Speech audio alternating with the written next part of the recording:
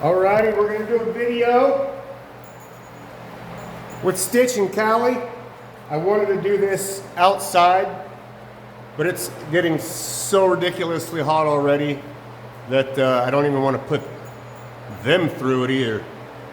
So tomorrow morning, I'm gonna try to get up early before this heat hits and try to take them on a real long walk together and video that.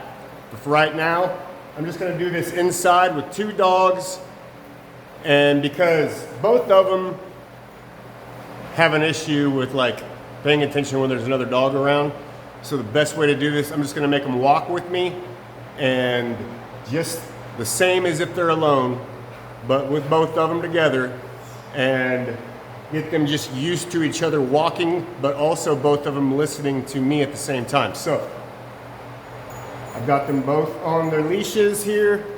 They are both laying at my feet very nicely, and we'll just go for a little stroll around the garage.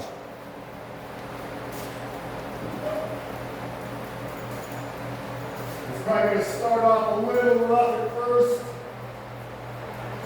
but when I do this, I always want, like if I have two dogs that are a big difference in size, I like to have the smaller one inside. That way the leash isn't pulling down over the top of the bigger dog.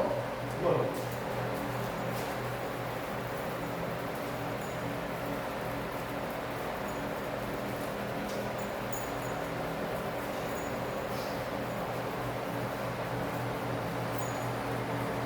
And notice when I'm walking them, I'm not giving them 6 foot of leash. Come on. I want them to have just enough to where when we're walking normal, it's nice and relaxed. But I don't want to turn into where like a fishing pole where I'm having to reel them in. And then that way, if I need to make a leash correction, it's just right there. Look.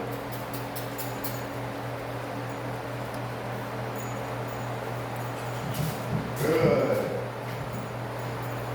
Sit. Good.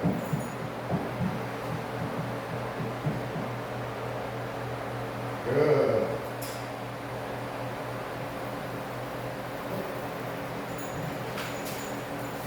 Nope, over here.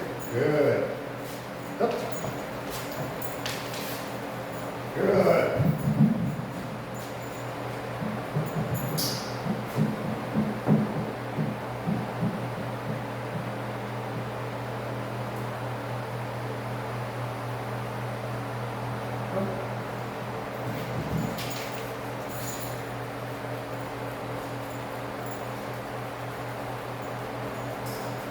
Nope, come on.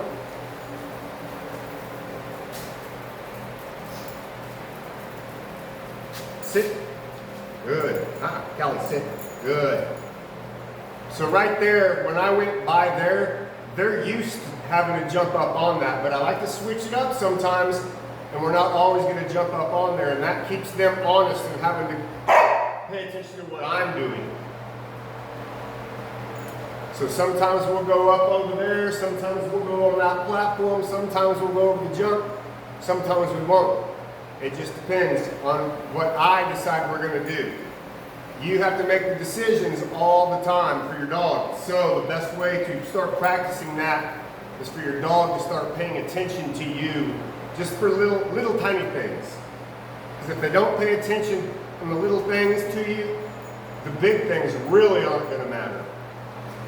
But they know right now when I'm standing here and I have the leashes on them, I don't want jumping, I don't want wrestling, I don't want getting me tangled up in the leashes in and out of my legs. I want them sitting here nice and calm. And if they do so, which they are right now, then they'll get rewarded. Never, especially when you're training them at first, never miss the opportunity to reward good behavior. Just like you're not gonna miss an opportunity to correct bad behavior. It's just important both ways.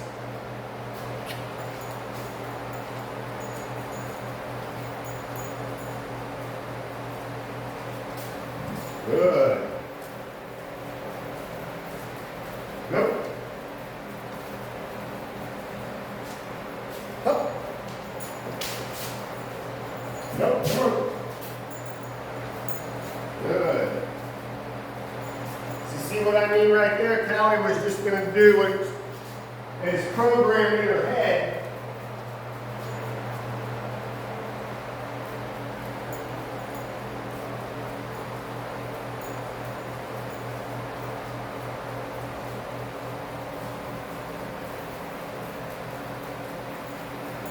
So we're going to go back around here.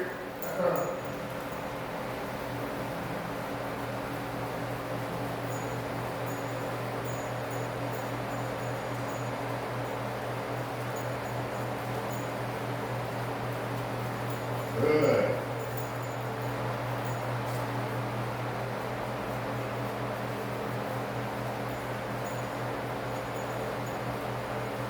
Don't always just go the same direction either, because going a totally different direction, that's new to a dog.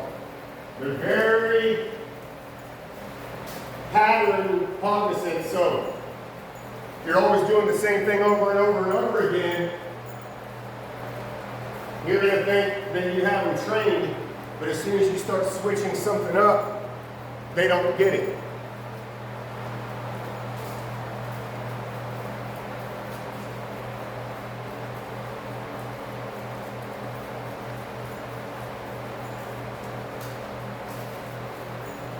And look at Stitch's tail, looking all up there and pretty. And a lot of that is because his confidence, sit, good. His confidence has come up and he's feeling like he's been studying for this test and he's going into this test feeling good. And that's why such the difference from before when his tail was dragging and he looked like he was being neglected almost because he was just so unsure of himself. Now he's like, man, I got this.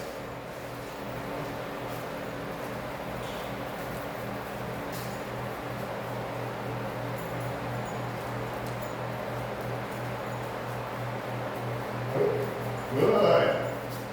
Up. Up. Sit. Good. Now if you do two dogs, you need to have patience, especially just starting off with them. You're going to be untangling a lot of leashes. Over here. Good.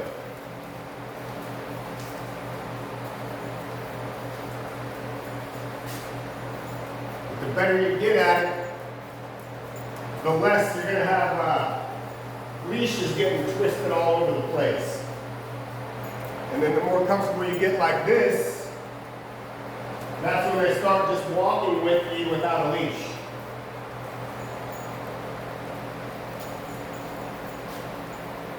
Here, let's back up. So your owners, especially you, you're so short. Come here.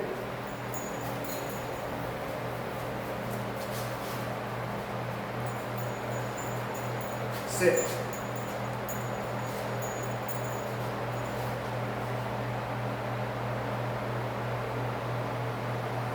So think of this as I am approaching an intersection on a sidewalk.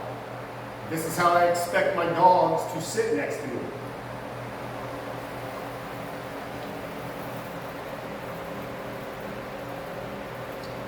Both looking at me, they're not looking around the room, they're not looking at the dogs in the kennel. Okay. Over here.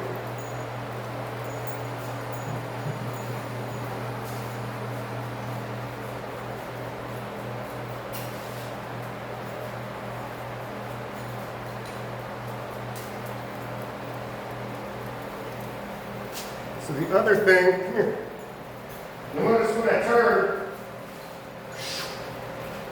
Sit. If you're walking two dogs,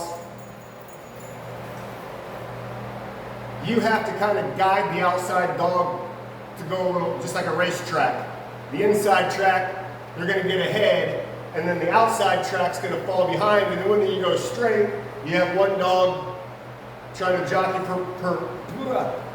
jockey for position. So when I turn them, I want to make sure to make Stitch stay on that outside track. But he also has to learn to speed up his pace a little bit to stay even with the inside track, if that makes sense.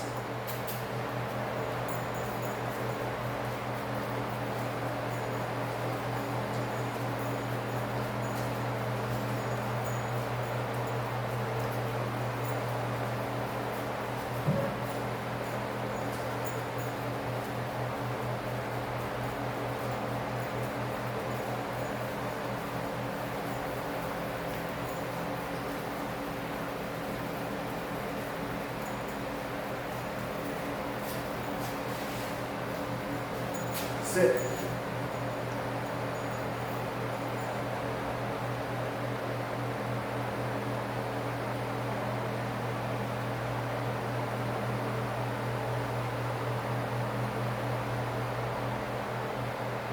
Good dogs.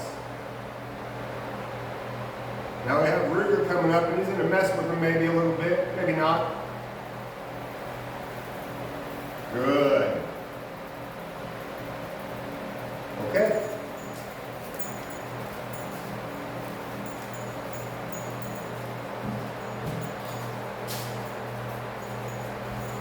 So now we're switching directions. After going that one way,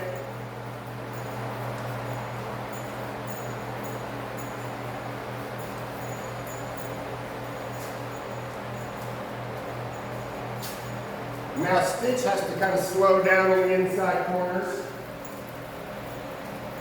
And I have to speed up, but keep Callie even with me.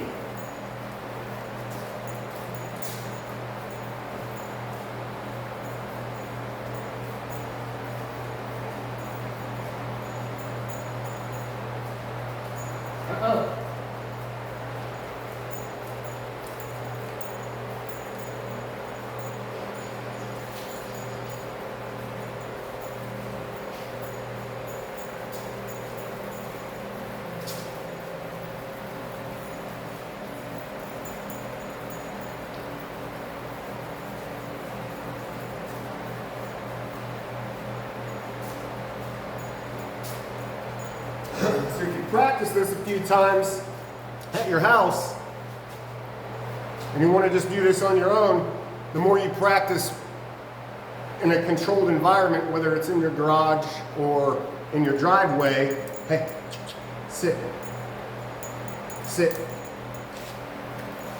or in your driveway, at least they start to understand the physics of everything. And then when you go out in public, they have a little clue about what's going on. You don't want to just go try this out at the park in public for the first time, or it's going to be a disaster and it's going to be embarrassing.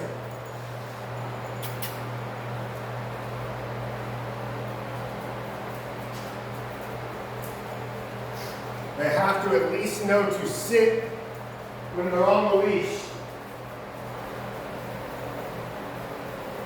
So if another dog is coming up, or a runner, or a bicycle,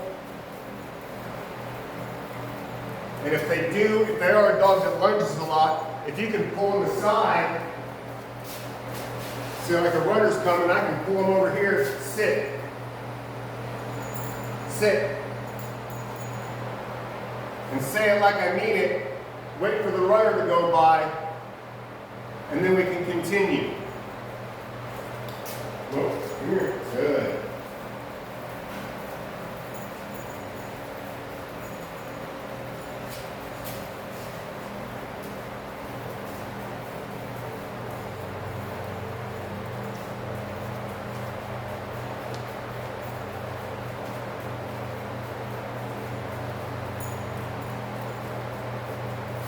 Sit. Good.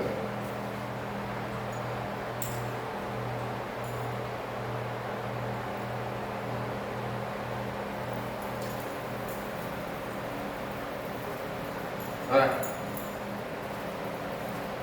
So there's a little prelude. So what I'm going to do with them tomorrow, I am going to try to get up early before the heat sets in and do this kind of just down the road, maybe even like around downtown, because both of them, they do great here, but I really want to get them outside, more in public, I think, and just test it, video it, and you'll see the difference just from doing these little practice sessions in the garage to how they can be in public. And then once you start doing that in public, then it's just another day at the job for them, and they did great. And we will see you on the next one. Stay cool today. It's hot.